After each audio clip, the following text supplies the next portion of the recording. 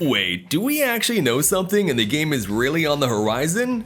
No, but the next installment of Dragon Ball FighterZ is kind of inevitable. I'm crossing my fingers right now, considering the commercial success of this title and enthusiasm of the community. It would be cool to step beyond the form traditions of DBFZ fights and imagine the second game as 1v1, 3D, and perhaps the platform fighting subgenre. But first of all, it'd be too bold for the developers to implement such things, and second, I'm not even sure we really want this revolution. So yeah, it is safe to expect that DBFZ will be relatively similar to the first game, but with some significant improvements. And in this video on DashFight's channel, we specifically want to talk about those improvements. You know, to visualize them and with the power of our mind, make them real. So here are the 7 features we want to see in DBFZ 2. Next-gen visuals. Now I know it might not be easy to even imagine how DBFZ visuals could be improved. The game follows the anime tradition, so it's really colorful and beautiful. But all the fighting franchises adapt to powerful next-gen hardware eventually, and we absolutely want to see what the DBFZ developers can come up with having such a might in their hands. Just take a look at Street Fighter 6 for example. The trailers look brilliant and we can totally expect the same level of perfection in the actual game. Now before you get ahead of me, no, we rather don't need hyper-realistic visuals in DBFZ. Goku should remain Goku and let Frieza be Frieza, but we are ready to get blown away by the creative approach of the development team. How would they combine the authentic art style of Dragon Ball with the capabilities of new GPUs and CPUs? That should be something mind-blowing. New incarnation of character balance. Sure, you got this one right. We don't need an updated or improved balance, we just need the developers to erase what they did with lab code and the fusions to start from scratch and make someone else relevant for the competitive scene. It is a difficult part indeed. DBFZ ended up having those characters overpowered for a reason after all. I mean, it is certainly logical to have Gogeta be stronger than base Goku, and it's natural to see a brand new character in the franchise enjoying the spotlight for a bit. But still, the tier list should be significantly shaken up. The esports community needs this refreshment, and even casual players need bigger freedom in choosing characters if they want to win multiplayer matches. Just don't force us to take lab code again. Perhaps the villains could get more justice, as we discussed in one of our previous videos. Perhaps even guys like Yamcha will have a chance to be playable. Well, what do you guys think? Who do you want to be stronger? Which characters would you want to see in the game? Please let us know in the comments. New combo patterns. I know it is rather impossible to expect deep changes in controls in basic mechanics, but at the same time, the whole idea of combo extensions with such tricks as jump cancel or vanish, it could just be reimagined. I mean, we did have something like that with Master Roshi and Hit. The universal mechanics did not work with these characters, so the players had to learn a fresh paradigm. We are not game developers here at DashFight, so we're not going to embarrass ourselves by throwing out some weird and quite possibly stupid mechanic ideas, but the general path we want to see in DBFZ 2 is that everyone has to learn a new game. Both Arc System Works and Bandai Namco have impressive experience with this. The Guilty Gear or Tekken series keeps their unique identity from game to game, but they always introduce something to feel a little bit different from their ancestors. DBFZ does have a nicely thought out fighting system, so we don't need to get it broken, but we totally want DBFZ to feel like a new experience. So please, let the developers go nuts and create something extraordinary. Something that'll bring back all esports celebrities and attract many thousands of new fighting game players. New lobby. Arc System Works has been experimenting with mini avatars in game lobbies for quite a while. It is a great idea, but I feel like I'm not alone in thinking that it's somewhat repetitive at this point. We had this in BlazBlue games, Guilty Gear Strive, and sure, DBFZ. What can it be turned into in DBFZ 2?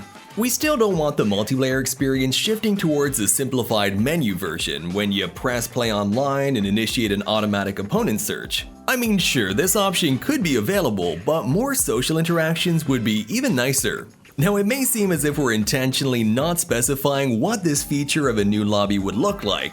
To be honest, it's not like we had a genius development plan, we just don't have one. Those guys and girls at Arc System are much better at creating brilliant games than we are, and they will make this new lobby feature perfect. That is, if they put their mind to it. More relevant C assists and spectacular supers. In Season 3, DBFZ expanded its assist arsenal to 3, A, B, and C. The last ones are not good.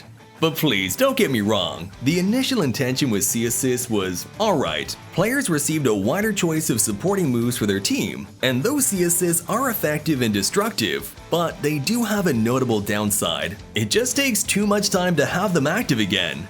In real competitive matches, players want to have assists available as quickly as possible, so those cool C assists are awfully rare in use. And to put it bluntly, we want that to change somehow.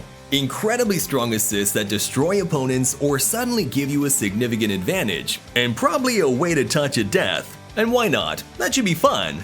But let them have a downside that you can totally overcome with your skills. For instance, they might be unsafe to use in most situations. Can they become a kind of additional super but also with assist properties? And talking about supers, DBFZ has no problems at all with them. There's nothing to complain about. But partially because of that, we do have even bigger expectations from DBFZ 2. Let those supers be over the top on a more spectacular level. We want something that everyone just drops their jaw and says, wow. May it be even more level 5s or 7s for various characters. This sounds exciting. Deep inbuilt combo tutorials. DBFZ does already take enough steps towards beginners. You can grab a controller and have some fun almost immediately mashing those auto combos. While on the other side, the game is also decently deep to establish professional esports competition, but a transition between those two dimensions is really lacking. It's similar to the game's arcade mode where the difficulty suddenly spikes and players have no idea how to adapt to such lightning speed and such difficult opponents. And yes, I know the game does have a series of tutorials that nicely explain the basics, but to be honest, the combo training in Dojo is just too basic to take it seriously. And considering how combo heavy DBFZ is, this feels like a missed opportunity. Arc System Works did a great job adding combo practice to Guilty Gear Strive, and we absolutely need the same feature in Dragon Ball FighterZ 2. Actually, yeah, there's no need to reinvent the wheel. The developers could just take the GG Strive pattern and transfer it to the DBFZ 2 environment. We need lots of combos to practice and a convenient search sorting system for them.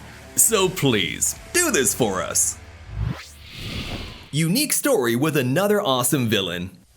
Without a doubt, DBFZ has one of the best story modes among all fighting games. It's not a disjointed series of short episodes that give you a vague excuse to start fights with new characters. We have here a fully fledged Dragon Ball adventure, even with a new character, created especially for this game. So basically, we want the same for DBFZ 2.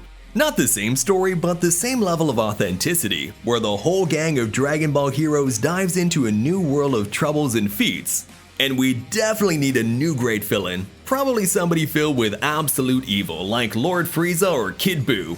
But wait, no, let the authors surprise us with something Dragon Ball-ishy fresh. Just give us a unique story and another awesome villain.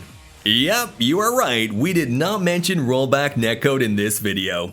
Why? Well, because it's a default standard for the genre. It should be there, so there is nothing to talk about.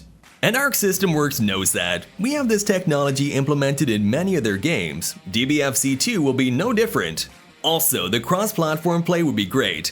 And wait, didn't we promise only 7 features we want in DBFZ 2? Okay, let's hold our horses and stop here then. But we definitely want to hear your opinion on this topic and create an even bigger list for the developers to follow and make DBFZ 2 as perfect as possible. So we look forward to reading your comments. And thank you for the like and subscription. See you in our next videos!